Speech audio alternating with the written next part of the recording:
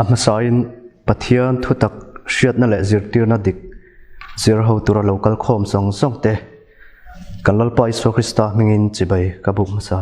du chewani pathian le khabothiang lim chiarin elonga thang o sam number somriat le paruk na bung chang som pakhat le som pahni thui kan chiarange olalpa ikong chu mi en ti rang che thutaka ka omang iming tri turin thinlung sakhat min putti rang che olalpa ka pathian ka thinlung zong in ka fakang chia iming hi kum khua in ka choi moyang kan bible chang chiarte lalpan kan sa tan mal min som sakro se pathian ma ko ni lo tong rai ho khongai na khat lalpa kan pa du tak men mangai tu har san le boina shangkara ithu thutak zir turin mi hati sa themin shroi khom le ta a imi shroi na le ompui na te kan ngai to in lalpa nang chu faklak ini isia ilantir le thin ane zaina pohian lalpa mi hati sa the kal khom ma ila lalpa apoimo ber chu nang ini a tharau thiang hmun khatin min pola kan thian te local rem chang ve thei lo te po an om na mun thawa i om pui chen chu te po kan du em bokane kan zir chung zong in har san le boina laka nang man min thiar film le la I thu tak zir thei tu ren kan thin lung po ilama min hip saka lalpa ilama min shuai kan tu ema khongai takin lalpa kan zir chu zong in har san le boina laka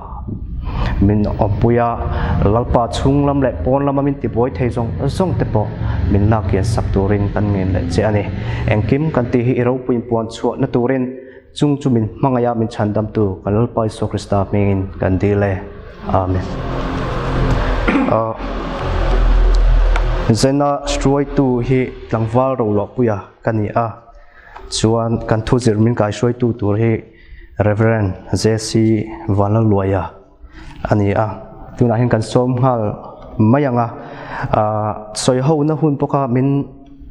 aman min kai shroi lo sela top thleng khan min kai shroi tur khan kan te du a tuna kan pastor ilo somang o kan shroi tuin an seng khang zanina hey kan MTKP thuzir abu sei kan zir tur thupui hi pathian thu tak hriat na le zir tir na dik tinia a thupui hi chhong ni ang devin kan zir don ani pathian thu chiar tura tarlan te hi kan chiar lok anga a pakhat na chuan chanchin tha zohana ziak bung khat chang khat thu le chang som pali thu khani pathian chi bai bukin pathian thu thiang lim ingai thla chun zomang o atirin thu om thu chu pathian ne a om thu chu pathian ani som le palia tin thu chu ti sa a alo changa kanjinga a omta a pa formal nei ro pui angin a ro pui zia kan mu khongai le thu takin akhat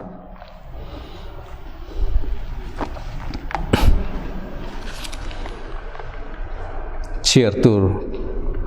dang pakhadaram tarlan le chu Timothen hena tir ko pola le khathon panhina bungthum chang som le paruk Timothea thon hina bungthum chang som le paruk pathian le khathu zong hi pathian thok khuma pek ania zirtir konga te thiam lo chantir konga te zil konga te felna zirtir konga te asot bok ani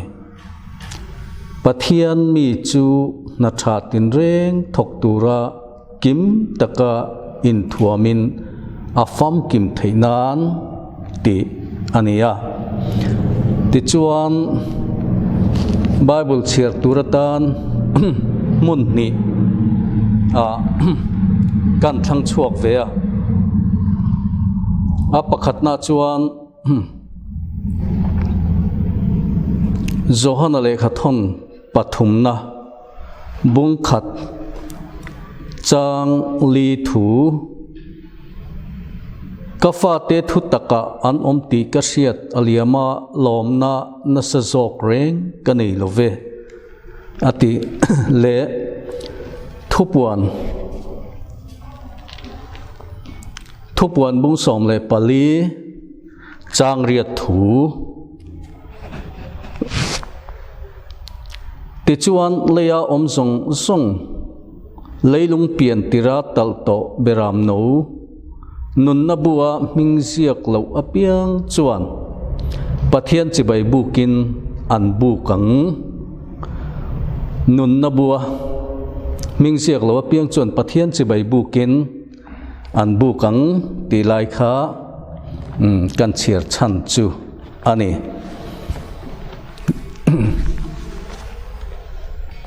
kan tlem na chana hi kal han ni po kha anuam ber chuang lem lawa kal khom tur chin kha om ve deu kan nia mi som ngai tam lo tia khan kan ring thul thia hei mtkp hian thuzir hi bua sai thina kan hun lai po hang kan han bua sai ya kan be ngot le mai ke ni kha thurin lam izirang u kan tia a sei po kha se ya sei ho vak ai chuan ti khan sruai tu in chiar chuak top mai sela afiang tin tia Christian Thurin kha le ko ran Thurin kha kein karon chop chuaka he kumina kan sir lai he kan en chianga a thale hian ka sia a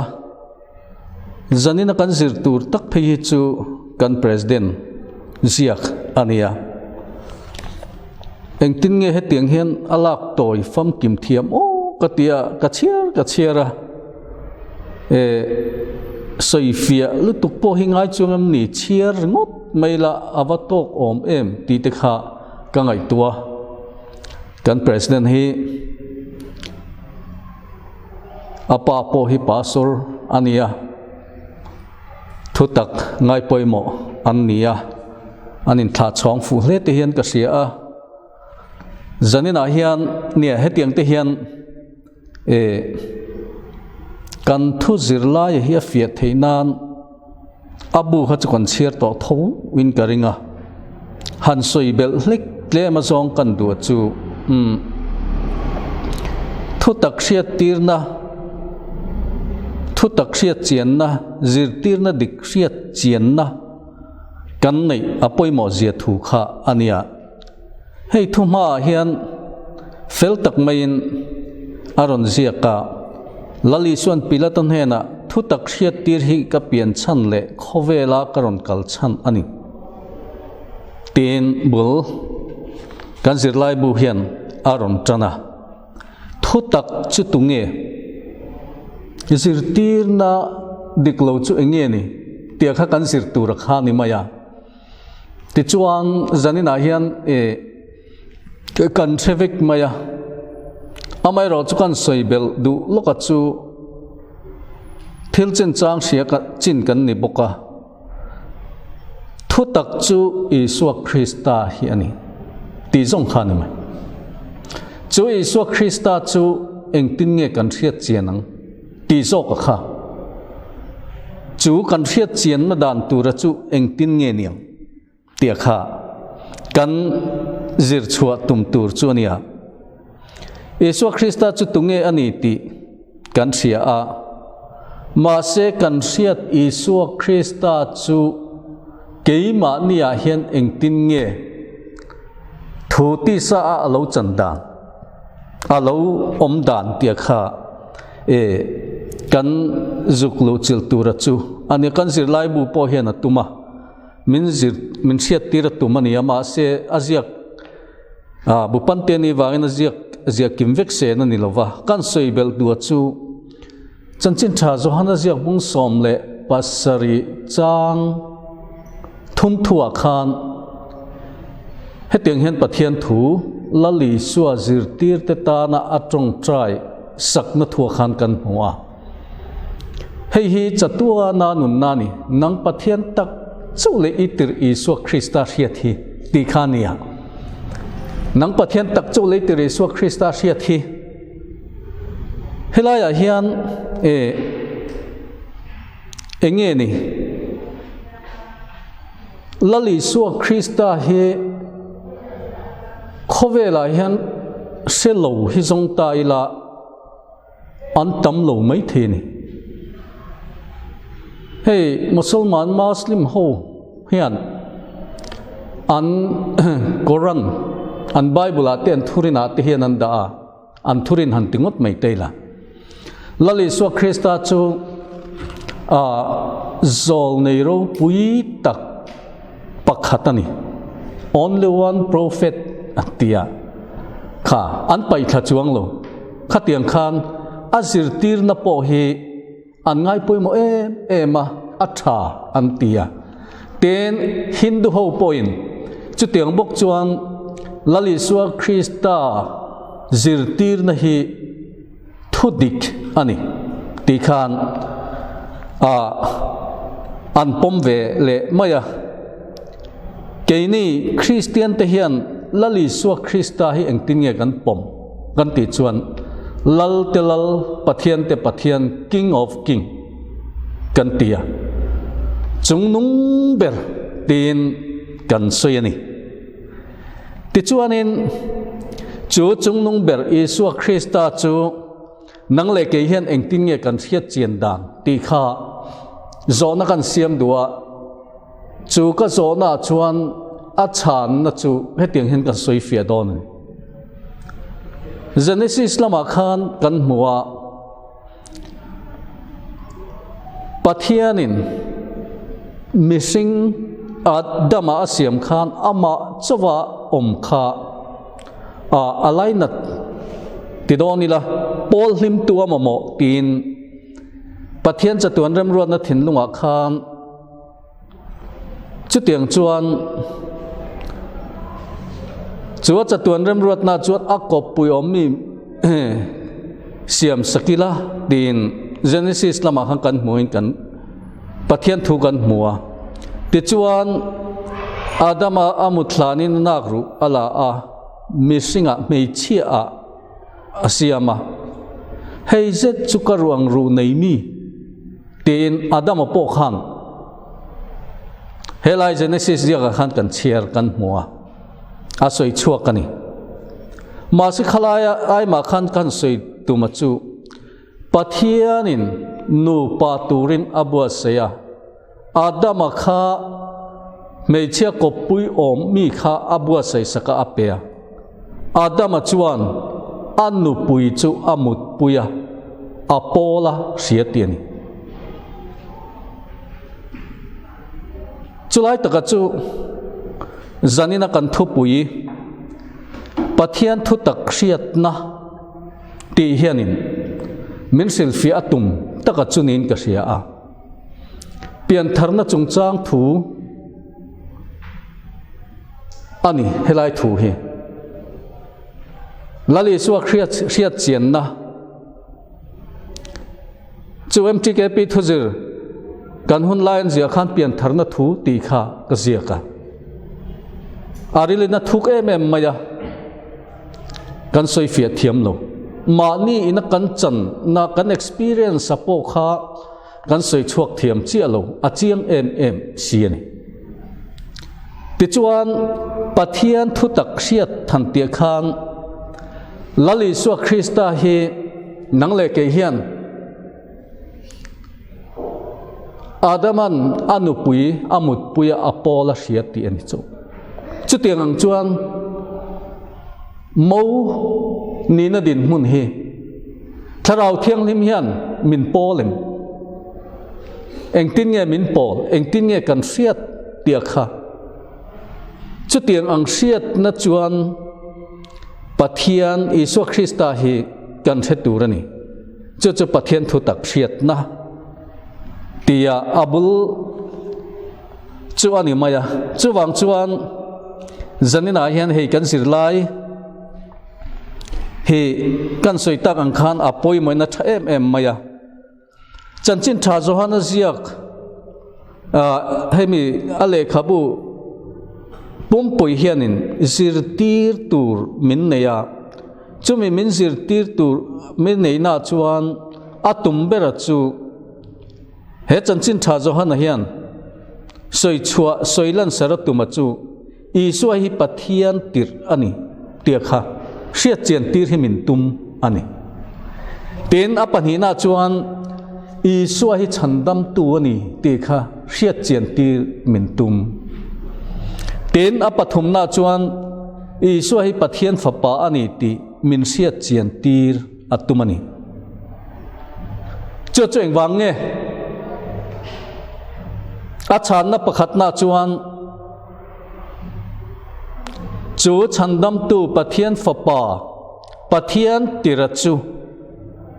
kan rina nun kan nei nan ama chu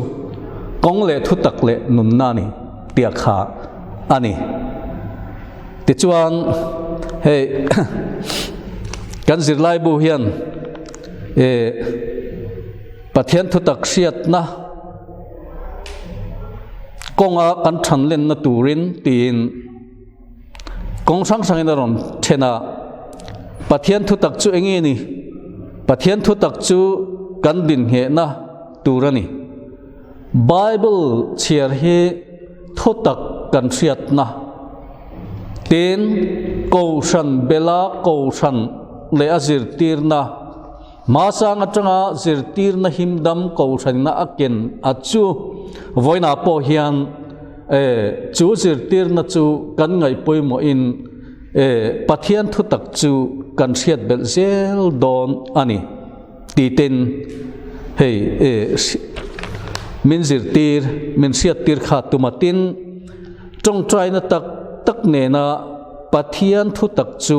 se turin kanin buat sai angai ni ti ten min kan zir lai bu hian min hriat tir atuma a point khan ti khan handa han sei ngot meila tuna hian en tir nan ko ran bello ko ran le thil ti ngai poimo lo ring tu hi alo om thei ani ma se chung mi te chu helaya kan sir lai buina min zir tir le atum zir tir na dik hriat na konga an lo tlabal thina ni ti kha kan hriat apoi moa ti chuan hei engchen nge kan zir don ka hrelowa soi tur he tam riawania ma se kan peilo palangem otagatia tiang khan pathian thu tak hriat na ti kha chu du tok mai te la a panhina zir tir na diklo laka engtin nge kan himang zir tir na dik chu engtin nge kan hriatang tia khania hei pastor na hian thil hau tak ve deuh mai chu ko ran member te zir tir na diklo lama tlante kalte nu le thi a har mai ni chuwang chuan keima experience a chuan zir tir na diklo laka himna chu an thu ngai thak lova an zinga tello hei him ber ome ka tirngot min mi nun hi alo na sakhop maya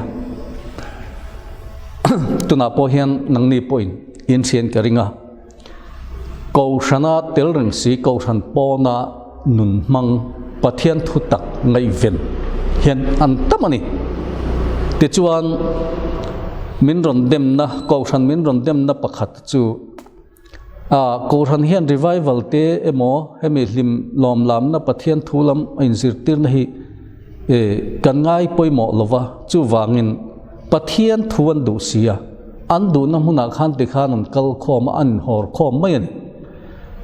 thu tak khan zonga ten tia ko than kha min ron dem deu fu maya ma se atak taka chuan ko than le azir tir na a khan kha dis li na khan an ling lovani an ling lovan du da nangin khoi lai hunai mo in tere ka thian te hone zalen te umaya phuar tu om lova khatia pathian thu soi ho kha an lo du ber kha lo ni chu tiang ang pol mi chu ma sang ko thana tang to in a om renga tun kan ko than tun lai ko thana po hian a om renga ni chimlama kom lai khan kanin be na sa he kan zir lai bu po hian aron tar langa sakol chungchang thu awanga ko than min be na te tiang khan tin kan thiat ang khan UID chungchang thu te hemi khochak lung pui aron num don ti zoram khowar han tiang chi khatiang ang khan engamo thu pui mang hian thil khan kalpuya antirnan TMEF ho hian trong kambik an man chu varchil ti hi an mangni TMEF Mizorama aron ma din hemi varchil ti trong kam se chiang po chiang ti hi kan mang to ma se khalai thu te khan han manga ti chuanin anin hor khom ma hatiang khan thu pui bing kha an ne ni chimlam kol eng te kan te tun la ya zorong khowar te kan han tia tiang khan heta geographical area tengin boundary Burma China khing lai vela khan Mizoram boundary te kan han focasa engin monen hian pathian thu kha soi kop hi kan tum thin ani chu tiangang mi chu tuna hian Mizoram hian an tamani tia kha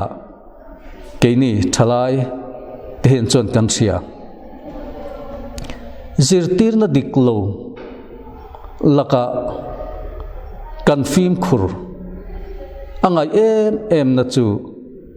zirtir na diklo hian rilru taksa tharau asoi chithi na ni no pakara po harsatna ana sakhup mai thil mak de mai chu bong kon bel kan om lai khan tum khat chu min ron kova kan unau presbyterian ko khan upa pulwai he chulai muna chuan pathian thu ni lo zonga kalpui tu te anin mukhom le nang i man chuanin ron lu khung te heng ho hian nin em mai an khongai thlak bok atia chung ho chu pasal nei lai vek kan rama officer nu pui ho khan ni an pasal te po soi te le in se chiang viaw an thu pui ken te jinga mi pakhat chu nu pa hi fa hetia kan nei kin to chuan mudun to lo in pol to lo ti kha pathian thuna phal lo athiang hlim lo ti ti kha nia an kum te kha kan ena kan zota an la nau pang ve ema an pasal te khan mut pui du to lo pathian thuina rem ti lo an tia kanin be viau wani ti chuan athen te chu kanin chuai kir ve theya athen te ro chu an lakal zela tuna po hen an lakal zela ni no pa cho in then chuang lo kan soi na chana chu zirtir na dik lo pathian thu tak lo tul pui hian nu pa kara intensi lovin harsat na athenan I chunga ka chunga hian thlingdon ta se engtin nge ni tila ya kha ti chuan zania kan zirla ya hian zirtir na dik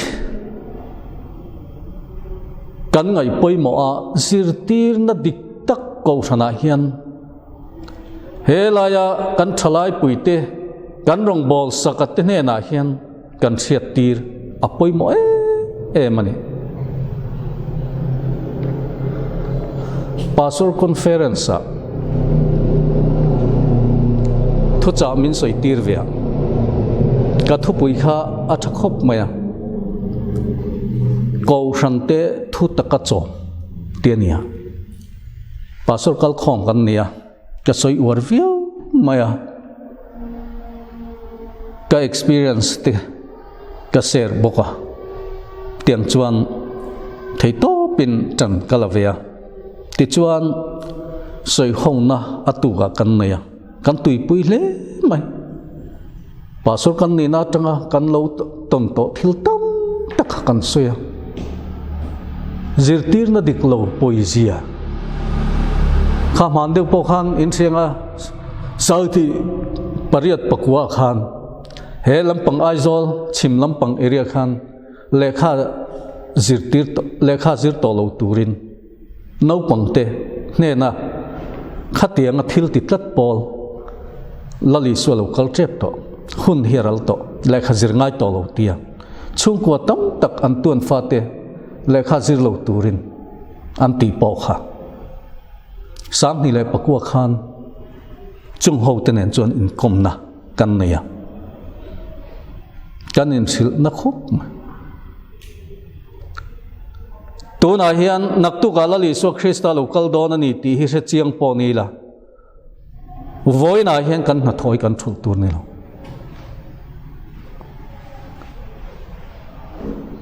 ti chuan a top na kan soi du chu ti khan soi fielo point in chiang maya thalai china chuan in soi deu zel poi ka du soi uar tu ti hi zirtir na dik pathian thu tak hemi konga kan malama hian kan him zel na turin kan din he zel theinan hetiang hian kan in buat sai hi poimo in ka ria a he le khabu chi sang sang pathian thu lampang sian hi atam mani in chiar thevin karinga ma se thalai te inen kol na konga mi ne na soitu pathian thu hemi ziak kan chiar tu rahi hetiang hianin extreme deu hlekin du tho deu hlekin kan soinga Baptist literature approve lo pom lo pathian thu silfian lampang hi chiar lo wila thame synod literature publish lo hi chiar lo wila thame ko ran pa ngai na a publish nge hi chiar turani chung te chu apoi mo nia thalai te ne na soi dar zel tu ten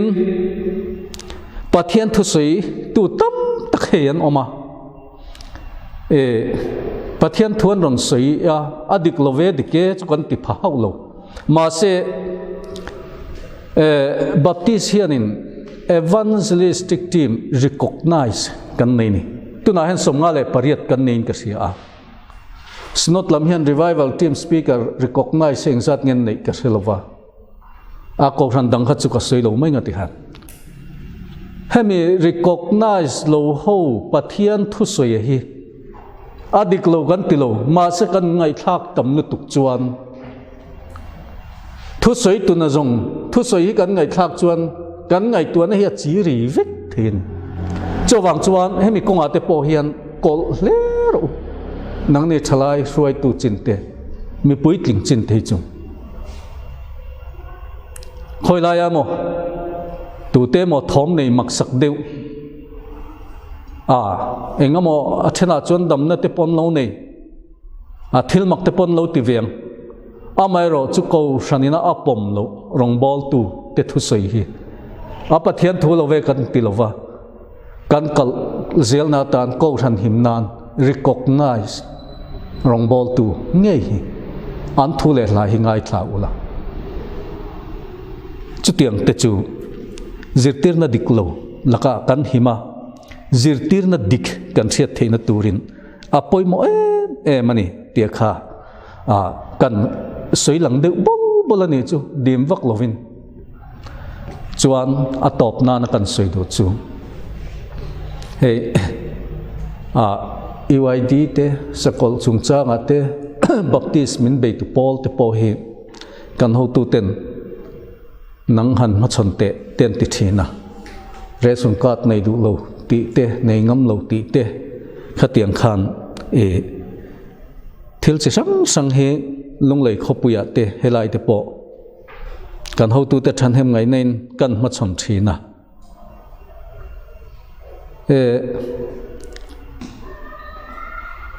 ka ngai tua thina enga tinge hlau lo tur kan hlau le ti ka ngai tua fo an eng wangin nge hlau lo tur hian hlau kan ti chuan zir tir na him dam lo an lo hiat to wang khani te chuan pathian thu kan chera khan chiang tewin kan hmuwa enge ni kan hlau tur heng mi ti hian enge ni kan siat reng tur kan ti chuan thupuan bung som le pathum chang riat thua khan hetiang hen kan hu tin leya song song leilung pian tira tal to beram no nun na buwa mingziak lo apiang chuan pathian che bai bukin an buka nang le ke he pian tharna konga nun na buwa mingziak kan ni to chuan sakol hi engatan nge kan hlau na turo EYD thil che sang kha me piang thar dik tak tan chuan hlau tur lo nun na buwa mingziak tan chuan ti ani hei pathian thuania war takin zanina hian kan soidua nang le ki chu nun na buwa ming chuang kan ni to hlau tur lo lali suan pathian thu in minsil angzelin nun kan manganga lali suan lo kal tur hi ngak hlel takin kan lo muak mai tur ani englai point in ring ringin thu tak zirtir na konga te tiang chuan kan hun hi kan mang tur ani pathian thu tak chu Isu Krista hi ani atirin thu thu chu pathian ani ti in kan pathian thuin men sil ani le athu kan chiar kan hanjir ho te lalpan kan zatan mal som ro se amen pathian mak kunin trong trai ngo lalpa kan pa wanami min mangai tu chungnung ber Mizoram Thalai Christian Paul Mendin saka lalpa he Paul hian thalai tam takten idu zong ti in I chan chin tha boi puin hun an lo mang to kan thalai pui tam tak he Paul atanga lalpa iro pui zia mua shetu missionary te pastor tele ko shan suai tu za tak tak he khovel atang hian I hnena chatu ana chol turin ilo suai ho to loma ti chuan nangin tharawin MTKP le anin rel bol na hi min opa ti chuan hei zanina ngei po lalpa MTKP ten thuzir kan bua sai thina kha komina hian hetiang hian lalpa nangin kan ho tu te thara vini puya thuzir tu thatak takte min pe a amai ro chu komina hian covid-19 awangin lalpai thutak po kal khomin kan zir hlei theilova MTKP akan ho tu te thu angin nangma ring tlat chungin lalpa hetiang hian kan du thusam ang chia lovin ni thu hi kan zir thin ani kal khom vak donila khotlang le raminen kol na le he sia wanga nun in tharun na te aum boxi a eng poni sila lalpa zanina hian i thu hi lalpa kan iunita theute arem chan dan anga tharau thiang hlim kai suaina le ven himna hnuaya kanzir chunzom zel theina turin Mizoram hun sang sanga unity ke pite khoi takin nangin min suaila hei zanina hian pathian thutak siat na le zirtir na dik ti kanzira kan president dinglai zia ani lalpa ziak thale mai itan puyani long thu kan thila che ti chuan hei zanina hen phak tokin kan zir hova lalpa khongai takin nangma siat na konga zirtir na dik kalpui na konga siat chian na konga kan than lena puitlin na kan nei zel theina turin zaninai thu kan zir te hi malrun somang che lali so Krista mingin kan dila che amen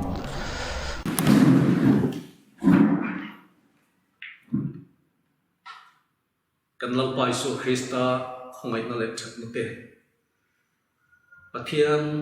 kan pawa na mi min mangai na te le tharau thiang him pol na le kai suai na chen chil na ven him na du tak chu in zan na hian tu na le chatuan thlingin lawm zel ro se amen